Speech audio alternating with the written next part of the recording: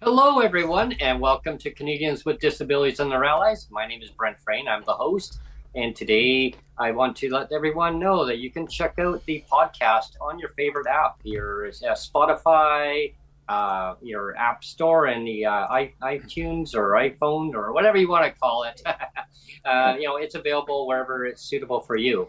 Today, I have an announcement that I want to make just before we get the show going. Now, many of you know I love to travel, trains are something that I've always liked since I was a kid. And one of my dreams was to take a little trip, and that's what I'm going to be doing later this month. I'm taking a little trip all the way from Vancouver, British Columbia to Toronto, Ontario. So it's one I've been on my bucket list since I was really young. Something that I've always wanted to do. That's what's going to be happening.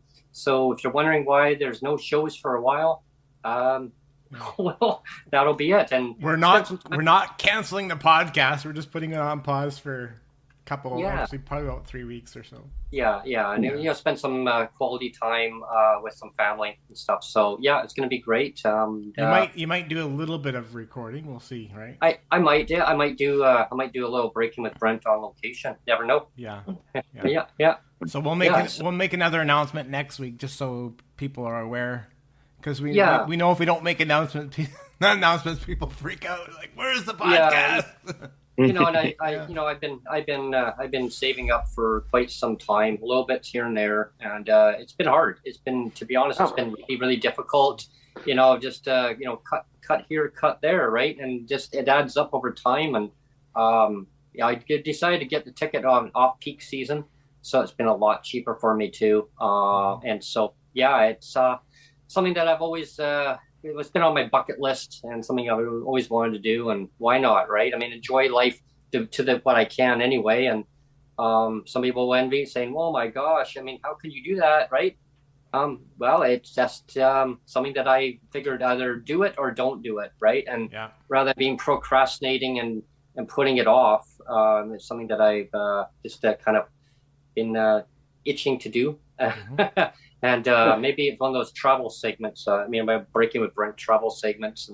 But anyway, to get the show on the go today, well, I want to welcome all my panelists that are joining me today, and all the viewers that are listening live and maybe on the podcast afterwards here. And we have Patrick and Tom. Patrick's never been on for a while with the group. It's been a while, nice, yeah. It's awesome to have you join us, Patrick, and it's always an honor to have you on the show, but also as a panelist on the show. And today's topic will be: should Canada's disabled either fear, or should they? I don't know. I mean, kind of really fear the Conservative government. If the Conservative government was to form federally, which there is a high probability that could happen, but it depends on the voters. It also depends on the voters. If you don't want a Conservative government, you got to make that decision, get out there. But what we're saying here on the podcast is, now, should the Canadians with disabilities fear a Conservative government? What is it in our interest? Well, I'm just going to stop you there, Brent, because actually it was MJ. It was MJ's idea. He's not here today, but it was MJ's idea for the show. Actually, it was kind of his idea, and he made sure that I changed the title to "Should Canada's Disabled fear or embrace. He wanted me to make sure that I added the fear or embrace. So we're gonna debate that. Should it be feared or should it be embraced by Canada's Disabled? Yeah, that's going to be a big topic today. And so let's dive right in. Today's going to be a little bit of a shorter show. So people are saying, wow, hey, that's a pretty cut and dry show. There's a lot on the go today, but we'll be doing a follow-up with this show with other feedback in the future date. First of all, I'm going to start with Tom right away. And then I'll actually get Neil to direct it around to from that point on. We'll go counterclockwise. Counterclockwise, starting with Tom. Subject or just kind of hi. Hi, my name's Tom, and I'm commonly known as Tom, the BIVIC PC guy on X, but it's really Twitter. So let's see. Within my background is very much lefty, so it's pretty easy to see which way I'd probably go here. But at the same time, one of the biggest lights in the movement for basic income has always been Senator Hugh Segal. And it's like there are progressive conservatives as well as conservatives who are more, let's just say, not progressive. So some people can be on board with creating better policy. And there's also, I was just thinking about this, like, what am I going to say? There's also the fact, like, what's her name? Michelle Rempel, I believe it is, MP from, I think, Calgary, who said it, which is that, if my constituents all want something, then I'm its biggest fan. Now, I know that doesn't always happen, but, like, they're supposed to represent you. And if everyone's kind of like, it's like, it should work that way, but I know that it doesn't always. I mean, all I have to do is, defer to the disability minister. But it's also, I think there's also something to be said for the fact that there's the thought of, like, all of this is caused by this certain government. So it's like, okay, well, then we could try this other government and see if they actually do that. My own opinion on it is no, which comes from the fact that so much of the beginnings of neoliberalism came from the conservative side, and that was this stuff about in the 1980s, which all three leaders at the time were all about getting everything out of the way of the market, and that included any forms of protection. Like, it was like Maroney in about 86 cut all federal funding to provinces for forms of social security. And then eventually you get to Mike Harcourt saying, no, he was NDP, but saying what he said. Mm-hmm. And it was kind of like the left picked up what the right had already been putting out like crazy all over the world. Yeah. So you kind of got both. I mean, like, basically it's all like both of them are neoliberal now. Yeah. And it's moving both of them away from that. Mm. But at the same time, it's kind of, it's kind of interesting, frustrating. I don't know, where, like, right now, for the last 10 years in England, America, Canada, you've had a conservative government in England, both in America, liberal in Canada, and you have the same problems in all three places. Mm-hmm. So it's like, it's almost like the problems are kind of above them, or it's connected to the lobbying to do with them, or like the Renteism that I've talked about before. So it could go either way depending, but you can always bring it. Like, I feel like it's naturally going there. It's kind of like, I don't know who said it, but often politics is all about kick the bums out. It's like, they've had their 8 years, here we go with these guys. So I think it could very easily go that way. All the parties, all I can say is hope for the best. Yeah, all the parties should just change their names to oppressive. and then we really policies. Yeah, oppressive instead of conservative, oppressive. Yeah. Anyway, we'll go next to Minnie. Yeah. Okay. Yeah, thanks, Tom. Cheers. Minnie? She's thinking. Yeah, I'm thinking because I never really, politics was just there in the background. And because my family are immigrants, if it wasn't for liberal, I wouldn't be here. So Mhm. there's just like the whole immigrants are mostly here because of liberal people that I think. I don't remember conservatives letting anybody in the country. So Mhm. just that. But I may be conservative because my boyfriend is. Mhm. So his influence on me has probably migrated.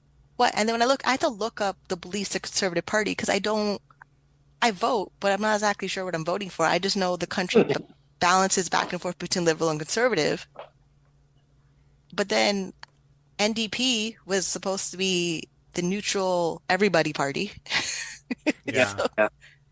and when we had the premier going on and NDP was the balance of the number of how much they want to increase ODSP, because I didn't Mhm. think, even though Nikki Ward was in my building trying to canvass, I was like, I don't think you could do it. Yeah. Yeah. Because And Yeah. Liberal was the same thing. Liberal paid me $30 to consult on their campaign. And I said, I don't trust anything you say right now, but I need my money. Yeah. Yeah. And I invoiced them like $100 for my consultation fee. Their budget was only $30.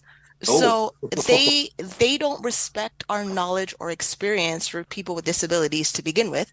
Yeah. Mhm. Mhm. And then when I go back to what it says on the website for Conservative Party of Canada, they're claiming freedom, rights, responsibilities for everybody. Mhm. Um, who's that for? Is it white Yeah. people or BIPOC people? Mhm. Black, Indigenous, people of color, like all the immigrants are bringing into the country because they're always having babies, which means they have more people in the economy that they can't actually have them have jobs unless they do a job fair that's around the building.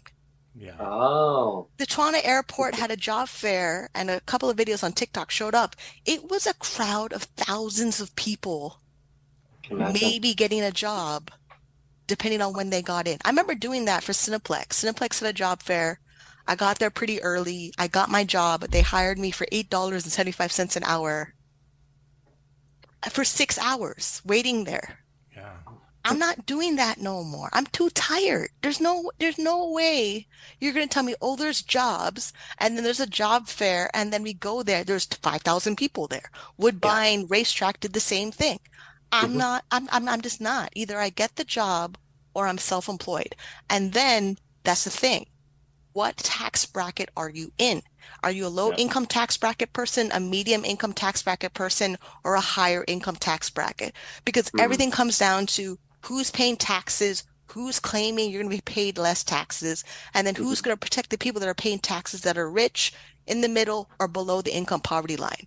And Yeah. if we're below the income poverty line people, our vote doesn't really do a whole lot because our tax money doesn't go anywhere.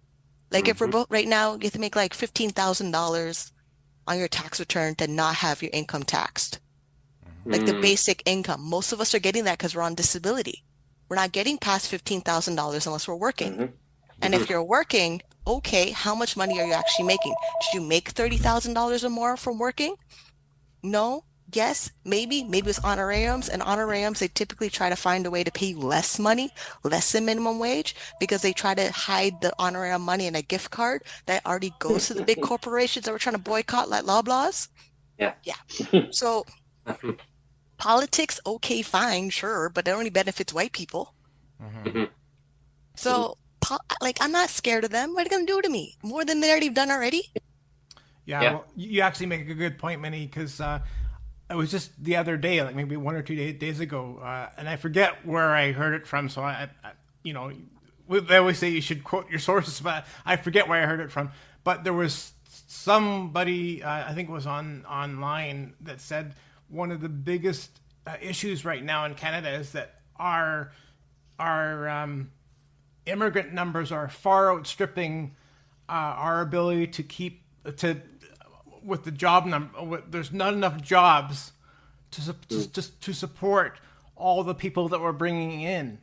Mhm. Like Mhm. it just there's no balance there. It's just like there's way more immigrants than there are jobs, You and know what? That's sorry. I don't buy that, and because there are lots of jobs, there just aren't jobs we want to do. That's true too. That's true too. I drove a truck to farm to farm to farm, supplying migrant farmers with what they needed. You know, like cooking supplies, hygiene products, and then barrels and boxes to send back to West Indies. And to pick crops for 12 hours a day for minimum wage, yeah, those jobs are there, and we're bringing people in. It's basically slavery, but we call it something else. Temporary foreign worker. Yeah, That's what it is. The jobs are there. It's just they're not ones we want to do. that's true. Yeah. So yeah, that's good to have your comment on that, because there's over 1 million people or something that have come into Canada in the last year. It's like, wow, that's crazy. And now it's like the federal government saying, "Oops, did we do that? Maybe we shouldn't allow that many people." Well, and the other thing to go along with that, now we'll get to you, Ellen. Don't worry. The other thing to go along with that, they always talk about, that there's always talk about that the full-time jobs are being cut in favor of part-time jobs, right? So not only do you have lower-paying jobs, but you have way more people doing part-time work versus the full-time work, right? So when they say that we they always put numbers out every month, like we the economy grew by 2,000 jobs or whatever, but or 10,000 or whatever the number is, but they'll say like how many of those 10,000 jobs are actual full-time jobs, and they're typically that's the low number, and and the high number is how many jobs you're actually losing that were full-time, right? Anyway, we'll go to Ellen now for comment. Depends on the day you ask me. I'm feeling a little skeptical today, so buckle up. As far as the government, I see. The thing is that people with disabilities, from a government standpoint, have been gaslit so much for so long that as soon as they tell us that they're going to do something, we immediately become skeptical. It's like, oh, you want to hand us an apple, but you're still going to dangle the carrot, and we're waiting for the donkey to kick us. Yeah. At the same time. So, I'm one of these people that I believe in policy, not politicians, because I think a lot of them are trained and skilled to lie while they breathe, right? And the moment that you trust one is the moment you might as well get near the donkey. Yeah. So I don't think the NDP have a fighting chance of getting in. I think the only thing they can do is if the Liberals win, the NDP can apply some more pressure. But I'm really disappointed in Jagmeet Singh overall. I think he should have joined hand me the paycheck and I'll keep my mouth shut except about what I'm allowed to talk about. So I don't know. It's a hard call. I won't go down the rabbit hole too much, but I don't know if Pierre got in, whether he would fund the disability benefit because it makes him look good. He seems like one of these people that likes to wear the happy-go-lucky, everybody's winning hat when it suits him. So would he see the disability benefit as a way to up his popularity by doing it, or would he there were so many people across the board when they made it to Royal Assent that was so for on both sides of the bench. It's really hard to tell what the Conservatives would do. Would they want to look at the good guys, the knights in the white armor, and say, hey, the Liberals have gaslit those poor people on disability for too long and we're going to do something about it? And if he does, how much would it be? Like, if the Liberals plan to say, give us 800 a month, right? Let's say that was their plan if they got in, and the Liberals got in, and they said, okay, we're going to fund it. We're going to make it 800 a month on top of what everybody else gets. But we have no guarantee that if the Conservatives get in and do it, whether it's going to be the same amount or less or more. So it's going to be a game of Russian roulette, no matter what the outcome of an election is. And I think that's all I got to add to that. Yeah, thank you on that, Alan. We'll get to you in a minute there, Minnie, but I just wanted to get to Patrick again to see if you had any other comment from your previous one.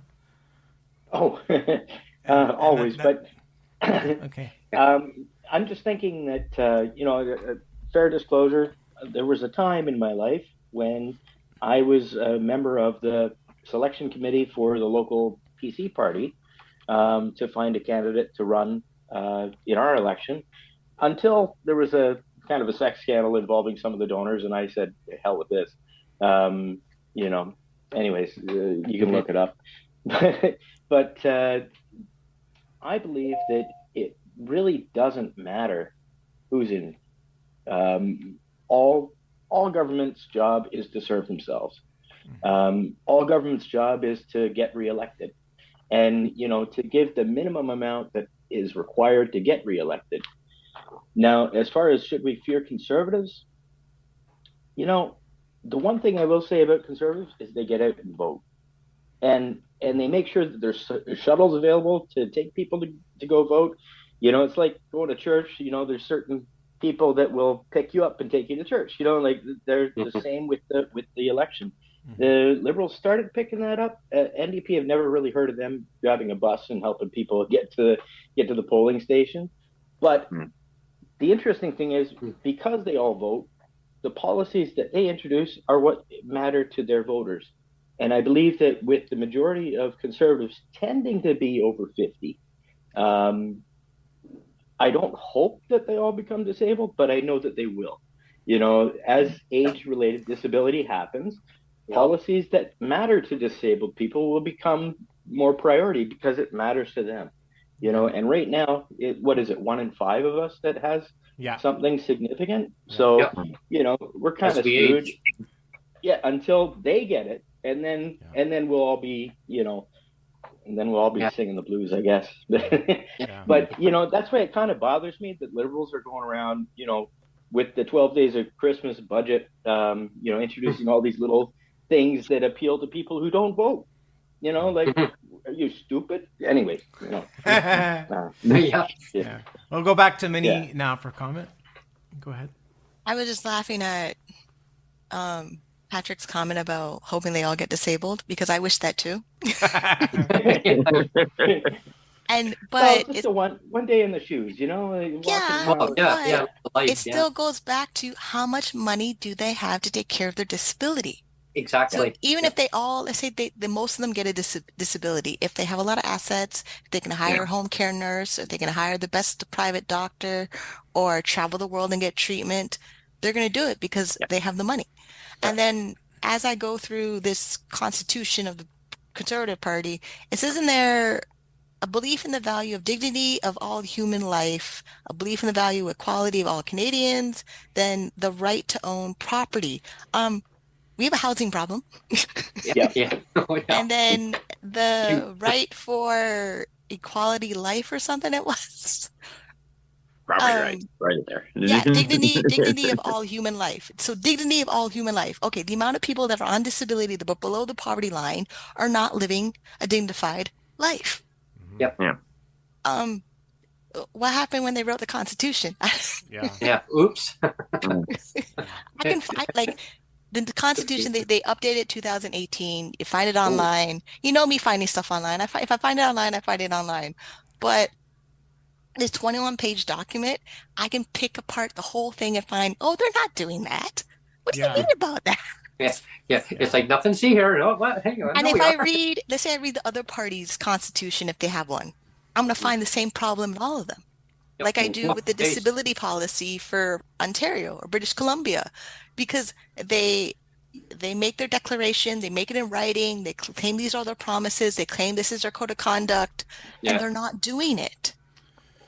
Well, Okay, yeah. like then how do we get these people out? I think Alberta or some mayor is trying to be voted out by the constituents because they made a petition of like 70,000 signatures or something. I don't know if we've done that before, because some people don't really need to be running whatever they're running, but they're still there. Like Ford is now round 2. If he wins again, we're still screwed. Yeah. And I read his poverty reduction strategy. So his poverty reduction strategy is heavily, heavily on people going back to work, which is why he raised minimum wage, $17.20 an hour come October 1st. And then, okay, great. ODSP is going to increase to inflation in July, but there's nothing for Ontario Works at $733 a month, which is typically where most people start off if they're in between jobs or disabled or coming to the country once they're eligible because they don't have access to all the benefits and programs we have in the country. We're still, and then, right to own property. How many people are dragging their feet on building houses for people so that people that want a house with a yard and good school districts can move over there, so that people that want to still live in the big city, because that's where usually you get access to your healthcare services. Like the lady in Vancouver who needed the lung transplant, but some other immigrant family who had money donated his money to help her move closer to the hospital in the bigger city so she could move up the list on the transplant list, then get her transplant. Because she had to prove she had enough income for 3 to 6 months to be there in recovery after getting her transplant of her new lungs. When she had money, it disappeared, taking her health. Then we're waiting for strangers to help us and donate their money because, it's just too many things that the government says, we'll do. And then when we go look for those things, they're not there. That's always that magic word. There's always more to do. There's always more to do. But then it gets done. What I was I was going to say, and I might get pushback for this comment, but I think I've said it before. We have the SPCA for cruelty with animals, and if you lock a dog or a cat in a car for, in a hot car, you can be fined up to $75,000 for cruelty, right? But and it was last summer or just this past summer where, and again, like I actually really like John Horgan. Like I've said, like I'll go on the record and say he was one of the better premiers we've had in a long time. So I actually like the guy, but I remember when we had that hot summer. And there was all those people that died in those SROs, remember? And he made the comment and he said, well, that's what happens when you get old. Remember, he kind of just did that dismissive comment of, well, that's what happens when you get old. And it's like, you can't say that. You can't say that. The reason why people died is that they didn't have access to proper cooling. Air conditioning. It wasn't because they were old and they just died. I'm prepared to give him the benefit of the doubt there, but he shouldn't have said that. And the idea that people that lock a dog in a car can get fined for $75,000, but our governments can abuse people and kill people in a heat dome because they don't have access to air conditioning. That to me is kind of disgusting, honestly. Well, I remember there was a time there too, Neil, where there was also the previous administration where Miss Clark, when she was the premier, Christy Clark, where she was talking about dogs, the SPCA, about dogs versus people with disabilities. Right. I mean, it was that same narrative. Like it was, I don't know. Maybe it's just like copy paste. I don't know, but it just seems that trend. Yeah. Let's look after our dogs. Like, nice connection, Christy. Yeah. You go ahead, Tom, because you're next to speak anyway. That's why they changed the frickin' name is because of her. Yeah. Well, and if you can't afford things, just move up north. Yeah. If you can't afford things, just move up north, right? Yeah, it's like one thing to always remember. It's like, Pierre is courting Canadians right now. Like he's like the suitor trying to get back in.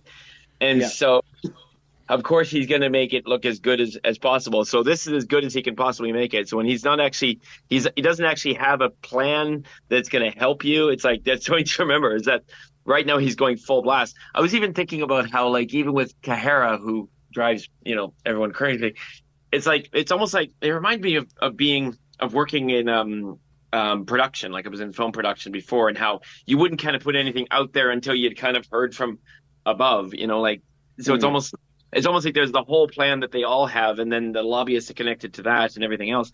And so one of them can't move on its own unless it's kind of got, the okay from above. And, that's like, I remember, who was it? The guy who does the economic stuff, Russell Matthews, talking about how, Trudeau said to Freeland, "Don't do anything permanent."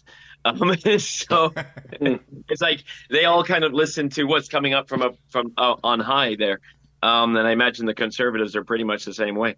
Then there's also about how you were talking about how jobs have changed, and of course that immediately makes me think of the precariat, which is what you have me, and immediately I start talking about guy standing, but yeah, like that situations I've been reading. Like I'm right now going through a book based in India back in 2008, I think, or something like that. And yeah, he was talking about the precariat back then. That's how long that's been kind of growing for, and probably even before that, where like jobs are more and more becoming those like casual, temporary things, and people are trying to join them together to make an actual career. So yeah, but that's it. I didn't really have anything beyond that point. It's interesting regarding like AI. I mean, I was reading something this morning that they were saying there's like about $2.5 billion that's going to be put into the federal budget. I don't know what that is. I saw the thing. I was like, maybe you could look at like the Jon Stewart net. Like, what's it going to be like for humans? It's all these frivolous these announcements of we're going to throw money here and there. I was watching a segment from a real estate agent last night, and it was really interesting. And he was piling in the gentleman was piling in about affordability. He was talking about housing. And all these announcements from the federal government, from the Liberal government, the federal, and all these how they're going to help renters, and I mean, really, the cost of building housing right now. Yes, we need housing. Yeah. And what I worry about is people with disabilities, because is that if they don't give, if the amount is not high enough to pay the market rent, the word affordability just drives me batty, because what is affordable? Like for who? Like brand new affordable. That's an oxymoron. Like it's like what they consider. Responding to what? Sorry, I'm just going to cut in. Responding to what Minnie was talking about before with Doug Ford. Yeah. What the hell was with the fourplexes thing? Like I just quickly looked up fourplexes on here, and he's like, I don't want these towering fourplexes like 6 stories into the sky. I'm like, dude. That's a little house that's like 4 they're not that like, so why would, like, he can't be that stupid. Like there must be some reason why he's against something that, you could actually increase how many people you could fit per thing. And then when you've also got that property rights thing, it's like, oh dear. It's not hard to see where the it's not hard to see where the owners of the country are standing on things. As far as Ford goes, he built a highway to nowhere, cost us $10 billion, and it benefited property developers. It's nothing for the average person. I'm a basic income person. Ford, where I could easily go. So you know what? I totally agree. He's Trump light. Well, I mean, here's part of the problem too: is the building places. I mean, the building materials, all the taxations that the government said doesn't matter which level they are, they keep on throwing tax in because they're tax hungry, right? So the more tax they get, the happier they are. And But the problem is that she affects the consumers because the affordability of renting or maybe even owning. I mean, these prices of property taxes. I mean, then there's transfer taxes. There's all the GSTs and all these other taxes. They all get compounded down. And I was talking to a developer who builds places. And I remember way back when I lived in Langley, because they were building places. And I said, well, how much are these places going to be? He goes, well, I can't live here. What? He goes, I build these places. I can't afford to live here. I go, why not? You make good money. He goes, I make good money. But by the time that this place is built, the price is now going to balloon up even higher because now you got all the other municipal taxes, all the delays, all the red tape. They need to cut all the red tape across the country. He says, otherwise, we're going to have a big problem on our hands. He says, that starts with municipal, provincial, federal. And I said, well, why wasn't stuff built? Like, I was curious, like hearing it from, the people building. He goes, because it was been neglected.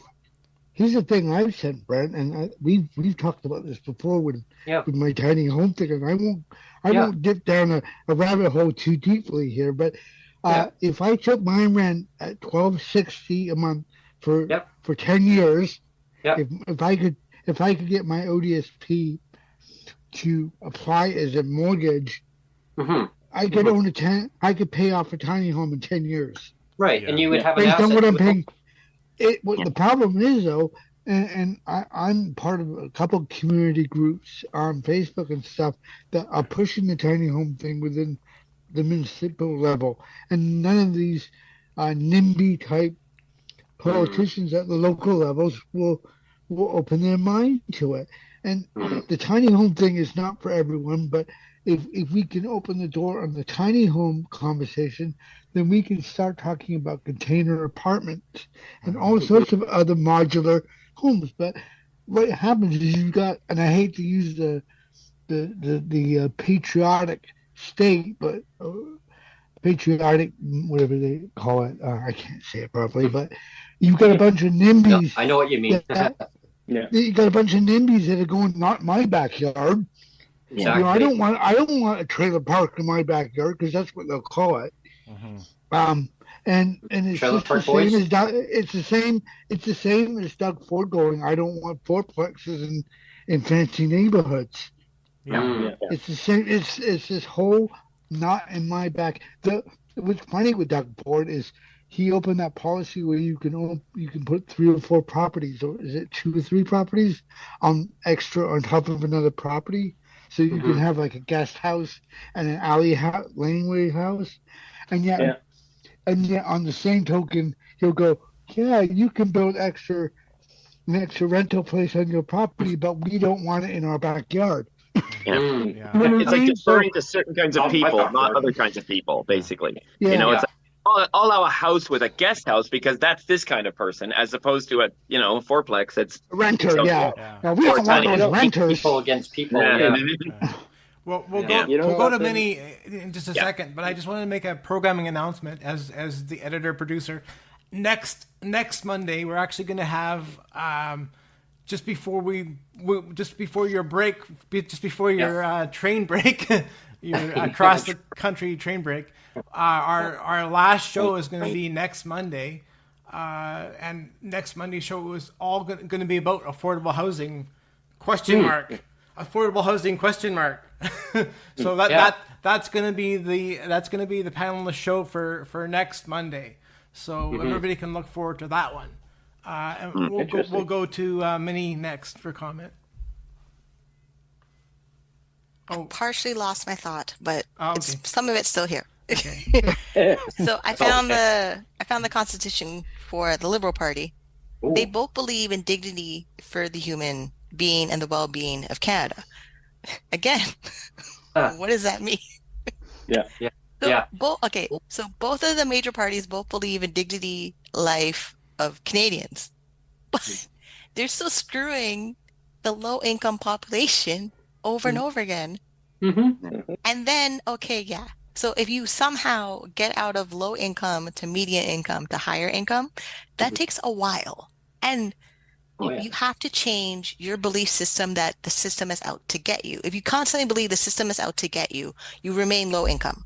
regardless of how much resources, programs they make. If you believe, oh, I can't get ahead, oh, inflation, if you blame it on external factors that you don't control, that part keeps you poor. Like, just because my financial journey, I document on my YouTube channel that I'm on a journey to become a millionaire living with a disability because I change my habits and my core belief about myself and what used to trigger my darkest part of my life.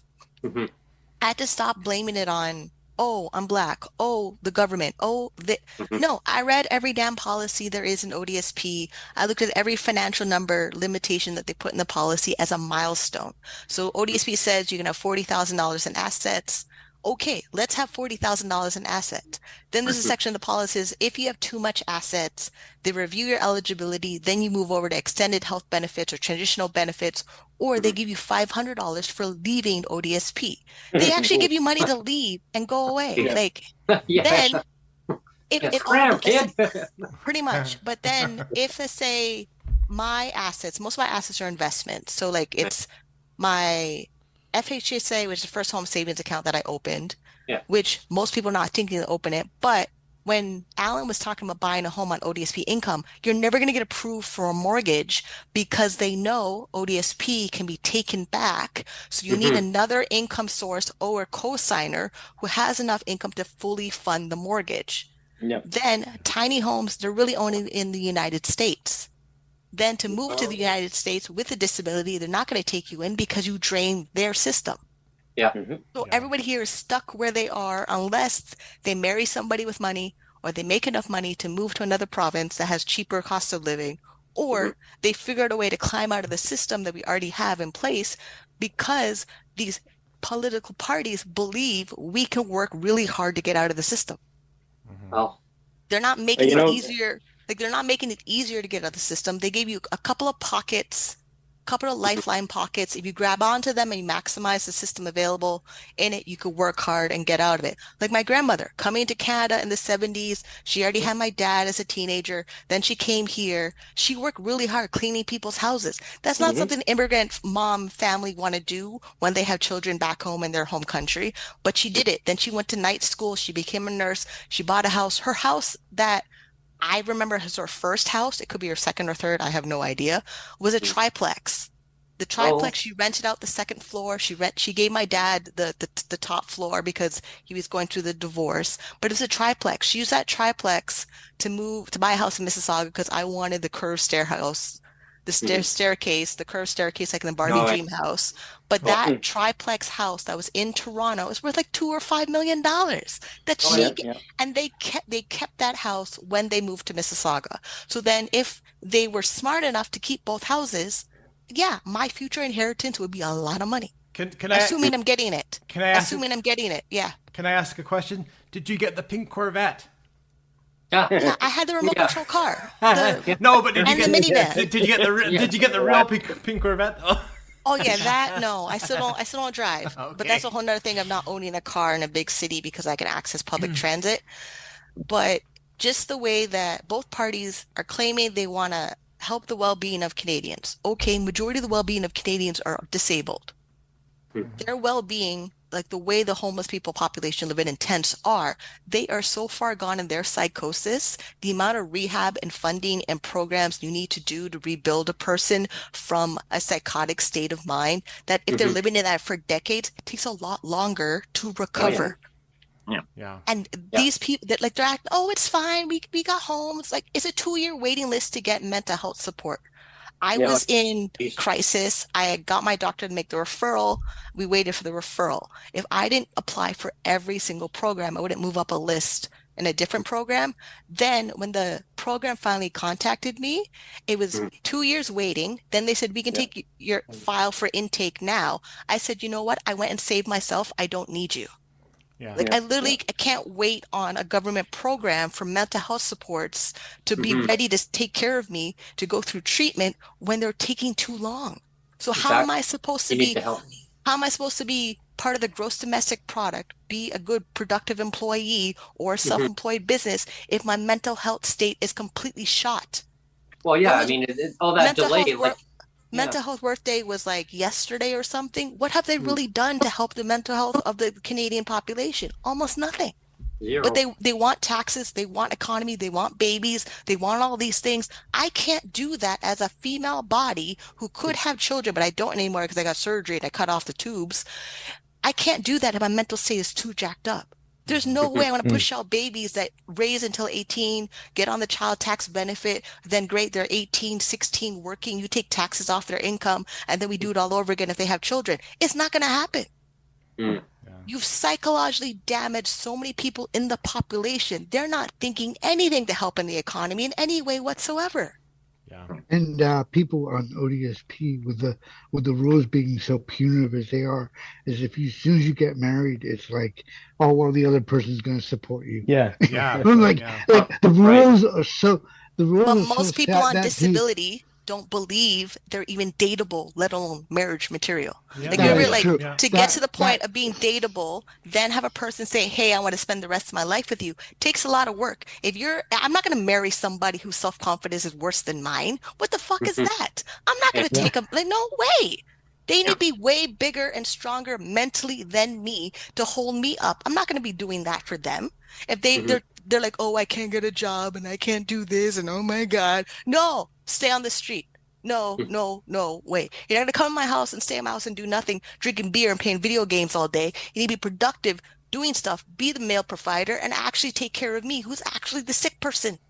Yeah, there's a lot of stigma related to that too. I got a friend of mine. She and I are really close, and we've kind of got this friendship thing that is kind of it's like a relationship with all the knots and the tangles and all that shit. So I think in a lot of people who are disabled are kind of like, how am I even going to get into a situation where I have a companion, let alone even think about the marriage road, even think about sharing a place where you're not even sure whether the owners are going to go knock on your door and say, hey, sorry, I know you've been here 3 years, but we just put the property up for sale and we think we've got a buyer. So we wish you the best of luck. Yeah. You know what I mean? Yeah. So even to go down that route with someone who has a disability, that when you're on, whether it's a Ash in Alberta or PWD in BC or ODSP, it's like it is such a shit show, and you're driven into this situation where you're on your own more than you would people, unless you're in a group home situation where you're going on outings. Like me, I come home to an empty apartment, I leave an empty apartment. You know what I mean? Like, I'm fortunate I've got my friend who lives an hour away from me that wants to do stuff together, you know. But otherwise, it's like it's a lonely fucking life. Even if you got the supports of like Passport, which is through the Disability Service Ontario. Some people are lucky enough to have that. That is I want to take that to the Human Rights Tribunal, actually, because I've applied for Passport and I was told that because my IQ isn't below the 50th percentile, I won't get it. And I'm sorry, but if you're picking and choosing what kind of disability to support, that's discrimination. I got on it by a fluke. I thought I might just take the test and flunk it. You know, I'll just pick all the wrong answers. I had to do this huge 2-hour assessment with a psychologist and everything in Niagara through Bethesda, and then that assessment, which took 6 weeks to put together, then went to DSO to be appraised, and then I had to do a 2-hour assessment with DSO, with 2 people as advocates for me to be there, and then I got passed through. So it was a year and a half before I even got my passport funding, and then I've got a company called Lean on Me, which is an agency, and they take 10% of the $5,500 I get, and they handle all the paperwork. So, which is nice because I can send my cell bill and my internet Oh, to it's passport. a big it's a Mhm. big deal. I mean, I got family members that have intellectual disabilities, so they got it no problem. Oh, Like my brother and his wife, they both got it, and then they bought a brand new MacBook, brand Yeah. new Yeah, iPhone you got each. $3,000 and No, you got $3,000 a year in technology. per year. I Yeah, mean, that's plus it's up to $44,000 per year per person. That yeah. and that's for like support. So I'm sorry, we're stuck with $15,000 a year if we don't get it. You make a Like great it's point. You make a great point, Patrick, because that's actually been that's the backbone of my most recent human rights complaint is that all of these policies that the governments have are they just cherry pick, right? yeah, And Yeah, they do. like you said over and over again, Brent, is this whole idea of like PWD versus PWD or disabled versus yeah, disabled, yeah, they and pin each divide and other. conquer. yeah, and it's just like you the policy shouldn't be cherry picking because if they're cherry picking, that is discrimination, and that's what Yeah, Well, bothers It me. absolutely is. It yeah, go ahead. absolutely is because I've got things like where I was in a co-op and I was on ODSP and they were going through this lottery of how many people in the co-op yeah, got rent to gear control, and they told me I wasn't eligible for rent gear. I'm like, if I'm not eligible, I Oh don't my. know who is because I yeah, was one of the only people in the lottery of 10 people that had a disability. And they're yeah, like, sorry, we're not picking you. I'm Well, like, Right. you see, thanks. there's another issue too where like there's a lot of places that have been built. Like I mean, there's tons. I mean, for millions that places need to be built. But there are places that are built, but they're not reachable for the average income earner. If they did an RGI based on the individual, not the household, but individual Yeah. autonomy, so that now if something goes sideways in a person's relationship, yeah, or maybe the other person has to move, whatever, they're now going to take that where they can still pay that money to the owner of the property or the manager who administers the on behalf of the owner. Now they can still have a decent place they can live in. And I think I don't have the magic solution. I know I talked to a minister who Neil and I had on the show, and I threw it out there as and she said, "Oh, that was brilliant. That's a brilliant idea." But after when I made the comment, I didn't really emphasize on it needs to be based on the individual, not the household, because the household it can really damage a household eligibility. Because now if a person's income gets too high based on the individual on the household, now some of them may not qualify for yeah. RGI, so some of them have to now move out. So yeah, I mean, I guess that's part of the fear that I worry is based on the federal government. I think it's all based on policies. Really, they're looking at the voters base. Who can we target? And I think that closer to the election time, federally, that dangling carrot. Hey, vote for us. Vote for us. We've got your best interest. But do they? Yeah. Do Well, they? I think it would be nice to come up with some solutions based on existing programs, and I Yeah. think tweaking things that are out there makes a lot of sense. Like Yeah. RDSP, if you qualify for RDSP, you should qualify. Like it should be reciprocal. If you qualify for ODSP, you should automatically qualify for RDSP, not have to Yeah. apply twice Oh, for, I agree with you, Patrick, on that. and as far as RDSP, why can't we borrow against that or use that as our, mortgage collateral? Right. Like Yeah. it should be. It's a lot of money. It could be up to 200 grand. That go for My it. my RDSP right now is just around the 30 grand mark, and I've been paying into it since 2009. Okay, Mm. I want to get to Give or Minnie, but take. I want to get to Minnie, but I also want to get to Tom. So I'll let Minnie talk first, and then we'll go to Tom. Since we're now talking about the RDSP, it's designed to be there for retirement. If you take out money before you need it in retirement, you make yourself more poor in retirement. Like mine is $81,000 because I put in every penny I have in that account. I even take out cash advances from credit cards to make sure I get my match and my registered disability savings plan. This is the one thing that my parents are actually giving me money on time to go into that account. They don't believe I have a disability. So here we are, we talk about households and their income and then RDSP. So with households, most immigrant families, they believe the family can take care of the person with the disability. Okay, Right. great. So if I lived at home, my grandma, my mom, my dad all make over $100,000 a year. I would be screwed.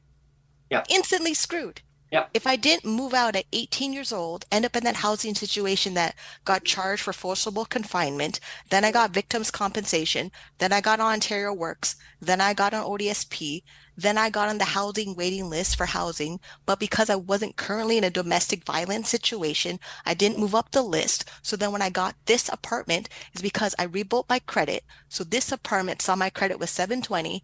They thought I worked at Shopping Channel. I was for like a minute. And then I got into this apartment 2007. I'm here now. ODSP pays them directly. They get their check at head office, and I still live here.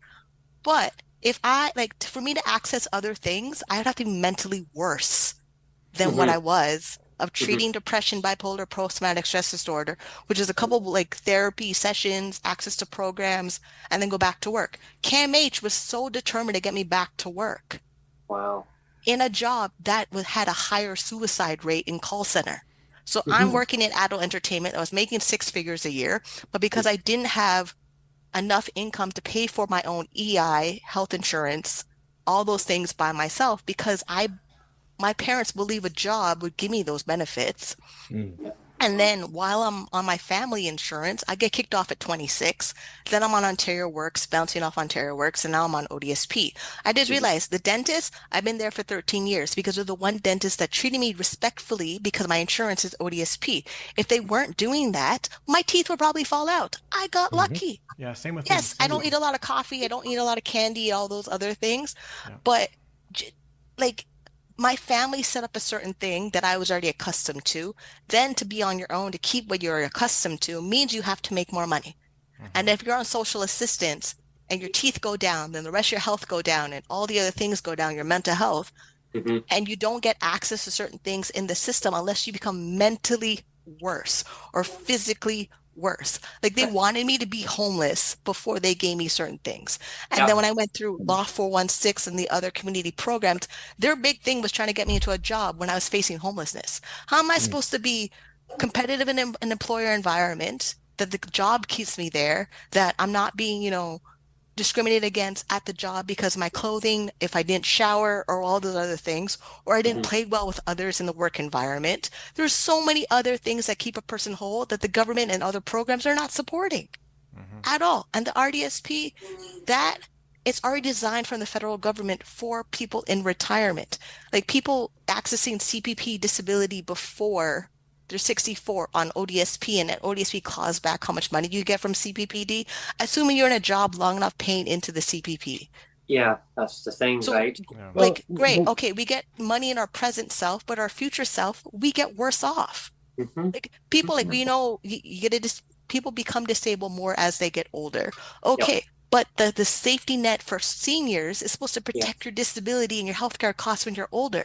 Like the Canada dental plan that they're making right now, most seniors need it. Most dentists are not taking it. Yeah. Most of the dentists that are claiming that their senior patients need it, they're not enrolling in the program because they're worried about the paperwork.